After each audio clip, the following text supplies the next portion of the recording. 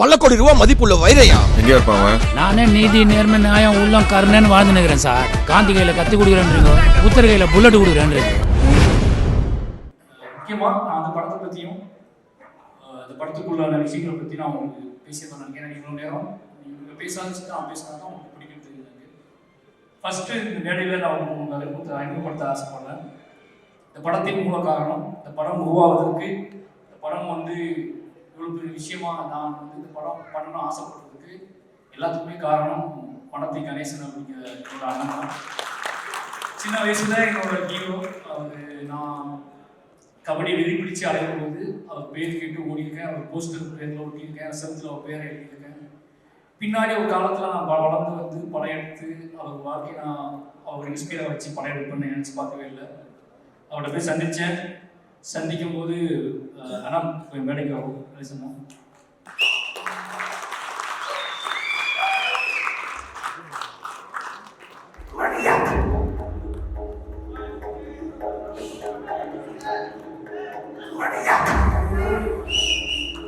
இந்த படத்தை பைசனோட கதை என்னன்னு கேட்டீங்கன்னா, இது 2 பேர் ஒன்னானுக்கு வரல. இதான் கதை, பைசனோட கதை.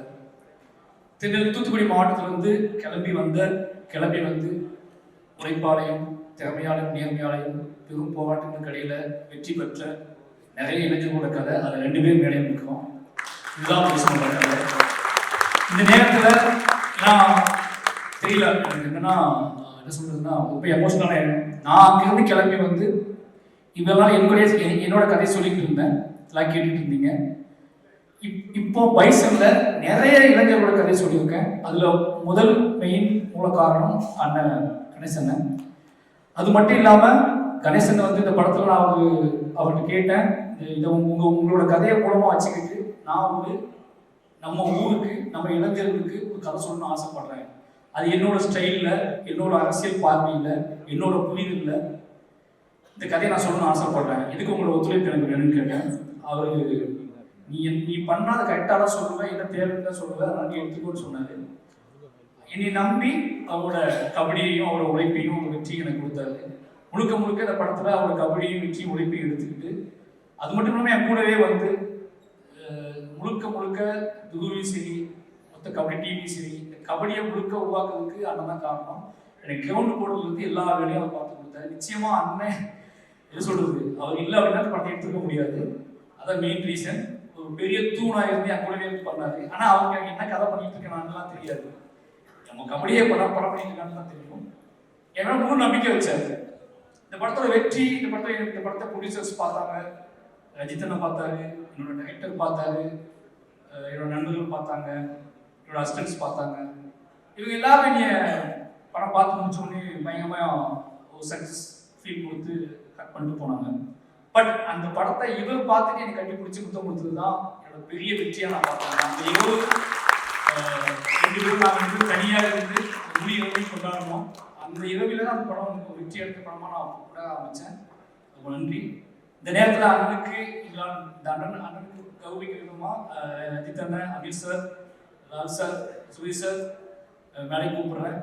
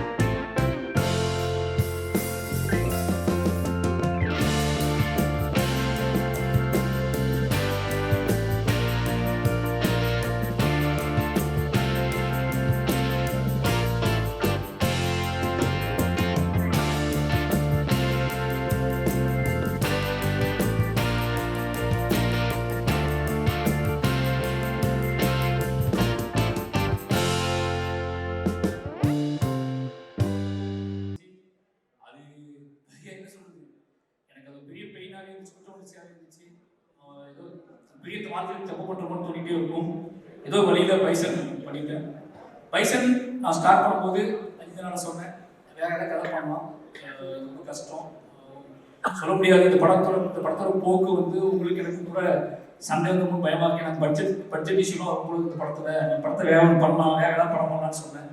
அப்போ அண்ணன் சொன்னாரு, டேய் இந்த படம் இப்போ பண்ணா எப்படா பண்ண போய், இந்த படத்தை நீ பண்ணு பார்த்துக்கலாம், இந்த படம் பண்ணியே ஆகணும். இன்னைக்கு நம்ம 2 பேரும் சேர்ந்துருக்கோம், நம்ம மறுபடியும் சேர்றோம் அப்படின்னா நீ சமூகத்துக்கு நம்ம என்ன கொடுக்கணும் அப்படின்னா இந்த மாதிரியான காத்திரமான ஒரு படம் தான் கொடுக்கணும். இந்த படம் ஸ்டார்ட் பண்ணிருந்தது. அதுக்கப்புறம் முழுக்க சுதந்திரம் தான். எப்பவுமே எனக்கு ரஞ்சித் உலகத்துல சரியமான ரஞ்சித் ஆரம்பிச்சதுனால எல்லா ப்ரொடியூசருமே ஒரு பெரிய சுதந்திரம் கொடுப்பாங்க.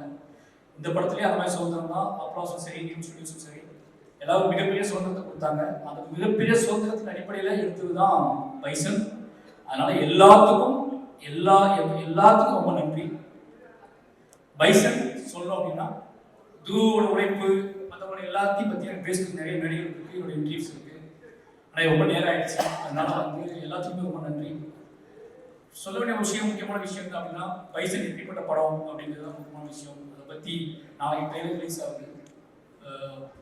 என் லைஃப்ல நான் ரொம்ப தூரம் ட்ராவல் பண்ணி நிறைய பிரச்சனைகளை சந்திச்சு கிளம்பி வந்துட்டேன். வந்துட்டு நான் வந்து 20 வருஷம் ஆகும் போகுது. 20 வருஷத்துக்கு அப்புறம் நான் இப்போ திரும்பி பார்த்தா இப்போ நீ பார்க்கும்போதுலாம் என்ன ஊர் எப்படி இப்படி கேட்பாங்க. இங்கிருந்து நான் திருநெல்வேலியை பார்க்கும்போதெல்லாம் ஒவ்வொரு டைம் திருநெல்வேலி போகும்போதெல்லாம் பக்குன்னு இருக்கும். எனக்கு ஏதாவது வாட்ஸ்அப் ஓப்பன் பண்ணாலே ஏதாவது இஷ்யூஸ் பார்த்துருவேன். வீட்டில் அனுப்புறது, ஃபேமிலி ஃப்ரெண்ட்ஸ் அனுப்புறது எல்லாம் பார்க்கும்போதே அவ்வளோ எமோஷனலாக இருக்கும். என்னடா பண்ணுறதுன்னு சொல்லி எப்படி சேஞ்ச் பண்ணுறது, என்ன இதை பற்றியான டிஸ்கஷன் எப்படி மாற்றணும்னு தோணிட்டே இருக்கும். அதுக்கு நான் எடுத்த டூல் தான். அதுக்கு எடுத்த இந்த மாதிரியான விஷயத்தை நம்ம எப்படி அணுகுறது, இவ்வளோ பெரிய ஒரு போர் சூழலில் இருக்கக்கூடிய என்னோட ஊரை பற்றியான ஒரு புரிதலை இன்னைக்குள்ள இளைஞர்களுக்கு நான் எப்படி கடத்துறது, அது என்ன மாதிரி படம் பண்ணுறது அப்படின்னு வச்சுட்டு இருக்கும்போது தான் எனக்கு கிடைச்ச ஒரே டூல் கணேசன் டூல். அவரை எடுத்துக்கிட்டு நான் நம்மளோட கிராஃப்ட், நம்மளோட சினிமா, என்னோட அரசியல் பார்வை, என்னோட புரிதல் இதை வச்சுக்கிட்டு நம்ம ப்ளே பண்ணி ஒன்று முடியுமான்னு பார்ப்போம், ட்ரை பண்ணி பார்ப்போம்னு சொல்லி எழுதப்பட்டது தான் பைசன் திரைக்கதை. பைசனுக்குள்ள நிறைய இளைஞர்கள், தென் மாவட்டத்தில் உள்ள நிறைய இளைஞர்கள் இருக்காங்க. வெற்றி பெற முடியாமல் போன, வாழ்க்கையை தொலைச்ச நிறைய இளைஞர்களோட கதை இருக்கு. இந்த கதை உண்மையாகவே என் லைஃப்ல என்னோட ஆகச்சிறந்த என்னோட அரசியல் நான் நினைக்கிறேன்னா என் ஊருக்கு நான் ஏதாவது செய்ய நினைச்சேன். என் ஊரை பத்தி இவ்வளோ வெற்றி அடைஞ்சிருக்கப்போ, இவ்வளோ புகழ் அடைஞ்சிருக்கப்போ, இவ்வளோ பணம் சம்பாதிச்சிருக்கப்போ நீ உன் ஊருக்கு என்ன பண்ணுன்னு கேட்டீங்கன்னா என் ஊருக்காக நான் பண்ணது, என்னோட மாவட்டத்துக்காக பண்ணது, என்னோட மக்களுக்காக பண்ணது, ஒட்டுமொத்த தென் தமிழ்நாட்டுக்காகவும் வந்து அந்த தென் தமிழ்நாட்டோட அரசியல் புரிதலை மையப்படுத்தி பண்ண ஒரு படம் தான் பைசன். முழுக்க இந்த படம் அதுக்கான படம். என்னோட ட்ரிபியூட் தான் இது, என்னோட எமோஷனல் தான், என்னோட அதிகபட்ச என்ன சொல்றது, என்னோட உச்சபட்ச எமோஷனல் இது. எப்படியாவது இந்த படம் இது எவ்வளோ பேர் ஹிட் ஆகுது அப்படின்னு தாண்டி இது என்ன மாதிரியான தாக்கத்தை ஏற்படுத்துது, இது என்ன மாதிரியான எமோஷனலை ஏற்படுத்துது, என்ன மாதிரியான கனெக்டிவிட்டியை ஏற்படுத்துது, இது என்ன மாதிரியான ஒரு முடிவுக்கு வருது படம் அப்படிங்கிறத வந்து அதை பார்க்கறதுக்காக நான் வெயிட்டிங். அதுக்கு மட்டுமே நான் வெயிட் பண்ணுறேன். இந்த 17 அப்படிங்கிறது வந்து எனக்கு வந்து வெளியே ஒரு ஆடியன்ஸ் படம் நல்லா இருக்குன்னு சொல்றதை விட படம் ஹிட்டு, படம் சூப்பர் ஹிட்டு, படம் ஃபாஸ்டாக இதெல்லாம் தாண்டி எனக்கு இந்த படத்துக்குள் பேசப்பட்டிருக்கக்கூடிய விஷயத்தை என்னவா தமிழ் சமூகம் எடுத்துக்குது அப்படிங்கிறத தெரிஞ்சுக்கிறதுக்காக ரொம்ப ஆர்வமாக இருக்கேன். அதுக்கு காரணம் நாங்கள் அதுக்கு முக்கிய காரணம் இன்னைக்கு வாழ்க்கை சூழல் தான். இதுல இருந்து ஏதாவது பண்ணியாகணும் அப்படிங்கிற பண்ண படம் பைசன். நிச்சயமா அந்த வேலையை செய்யும் உறுதியாக நம்புகிறோம். அதுக்கான காரணம் இந்த பைசன்ல வேலை பார்த்த அத்தனை பேருமே இதை புரிஞ்சுக்கிட்டு வேலை பார்த்துருக்காங்க, இந்த எமோஷனை புரிஞ்சுக்கிட்டு வேலை பார்த்துருக்காங்க. அவங்க அத்தனை பேருக்கு நான் கடத்தினேன். அபி சாராக இருக்கட்டும், பசுபதி சாராக இருக்கட்டும், லால் சாராக இருக்கட்டும், எல்லாருக்கிட்டையும் நான் பேசுறது கதையை பற்றி கிடையாது. என் ஊரை பற்றி, என் நிலத்தை பற்றி, இங்கே சிக்கலை பற்றி, இது எப்படி ஏன்னா நாங்கள் இருக்கும் போதே நிறைய சமூகம் நடக்கும். அங்கே லால் சார் கேட்டி பார்ப்பாரு, அபி சார் பசுபதி சார் என்ன மாதிரி அப்படின்பாரு. அந்த எமோஷனல் இருக்குல்ல, கேட்கும் போது பதில் சொல்ல முடியாத பார்வையோடு நான் இருப்பேன். அவங்க ஏதாவது எமோஷனலாக கேட்பாங்க, அதுக்கு எனக்கு பதிலே இருக்காது. எங்கிருந்து ஆரம்பிக்கணும்னு தெரியாது. அந்த பிரச்சனைக்கு ஒரு பிரச்சனையை பற்றி அவங்க எனக்கு கேட்கும்போது அது எந்த பாயிண்ட்ல இருந்து ஆரம்பிக்கணும்னு எனக்கு தெரியாது. அப்பெல்லாம் நான் யோசிச்சுட்டே இருப்பேன். இதுக்கெல்லாம் ஒரு பாயிண்ட் தான் பைசன் திரைப்படம். இந்த படம் வந்து அதை செய்யும் உறுதியாக நம்புறேன். என்னோட உச்சபட்ச ஒரு கர்வமாகவும் மைடாகவும் நினைக்கிறது வந்து இந்த பைசன் திரைப்படம் தான். அதுக்கான ரீசன் அப்படிங்கிறது நான் வெட்ட வெளியா முதல்ல தைரியமா ஒரு விஷயத்தை ஹேண்டில் பண்ணிருக்கேன். மற்ற எல்லா படங்களுமே எல்லா படங்களும் எப்படி இருக்குன்னா நான் ஓன் பண்ணிக்கிட்ட என்னோட விஷயத்தை நான் உங்களுக்கு ப்ரெசென்ட் பண்ணுவேன்.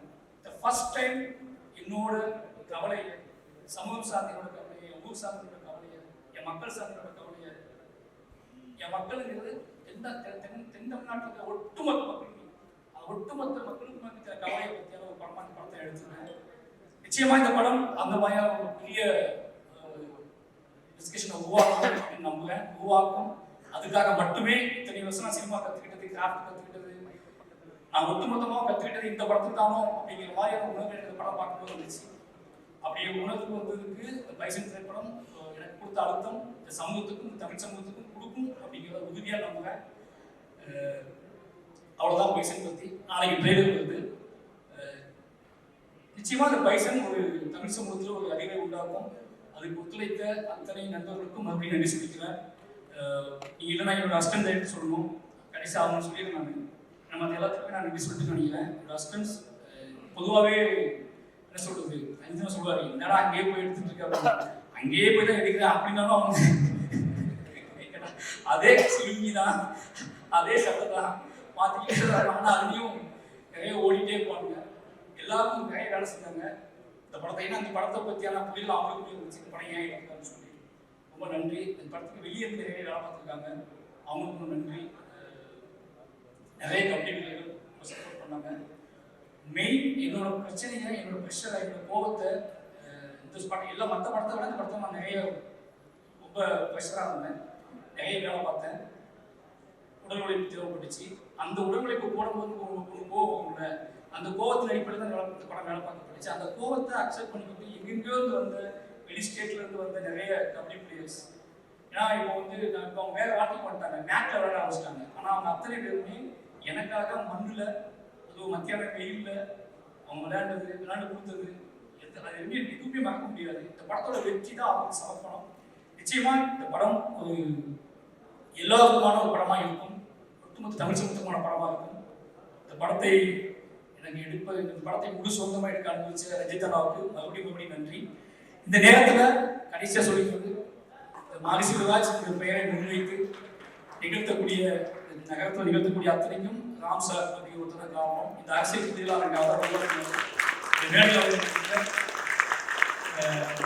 எனக்கு என்னன்னா இந்த பெரிய படம் அவங்க சொன்னார். இந்த படம் பார்த்துட்டு உன்னோட பெஸ்ட் அப்படின்னாரு. ஒவ்வொரு படமும் அவரை காட்டணும் அந்த வார்த்தையை நான் வாங்க ட்ரை பண்ணுவேன். கலியகுமார் பண்ணும்போது பெஸ்ட் படம் எடுத்துடா அப்படின்னாரு. கர்ணன் பண்ணும்போது என்னடா கலியகுமார் தாண்டி கூடாது அப்படின்னாரு. அப்போ மாமன் பண்ணும்போது அதே மாதிரி சொன்னாரு. வாழை பண்ணும்போது எப்படியோ பெஸ்ட் படத்தை எடுத்துட்டேன் அப்படின்னு சொன்னாரு. ஆனால் இப்படி பைசன் பார்த்துட்டு உங்களுக்கு பெஸ்ட் இதுதானா அப்படின்னாரு. இப்படி எனக்கு வந்து என்ன தோணும் அப்படின்னா, ஒரு விஷயம் தான் மெயினாக தோணும் எனக்கு எப்போவுமே.